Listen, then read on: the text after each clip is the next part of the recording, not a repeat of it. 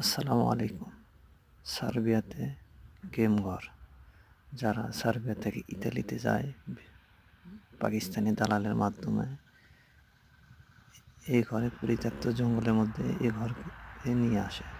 গতকালকে 5 জন সার্বিয়া থেকে বসনিয়া চলে গেছে রাতে। আমরা তাদের সাথে দেখা করতে যাচ্ছিলাম, এসে দেখি অনেক বাংলাদেশি ভাই এখানে সব কিছু ফেলে দিয়ে চলে গেছে। ওষুধ, লুঙ্গি, গামছা, কম্বল, ছোট আন্ডারপ্যান্ট, কত কি। 5 জন ভাইরা মোটামুটি ভালোই ছিল এবং কাট হয়েছিল। এই পর্যন্ত থাক। তারপরে উন্নত জীবনের জন্য সার্বিয়া থেকে চলে গেল। স্যালারিও বেশ 700 ইউরো ছিল। এখানে হয়তো অনেক এই স্বপ্ন নিয়ে আসে, স্বপ্ন তবে বাস্তবায়নের সেফটি জন্য শুটা চলে খুব যায় ইয়ে করে উন্নত লাগবে। জীবনের জন্য ইতালি। হয়তো কোনো এক সময় আমরাও হয়তো এখান থেকে বের হয়ে যাব, কারণ এখানে অনেক সমস্যা। কার্ড বর্তমান হয় না, বা দালালের চক্করে পড়ে অনেক সমস্যা আর কি হয়।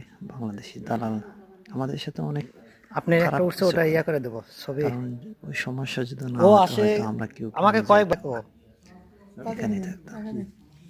গেম করা মানে একটু ভয়,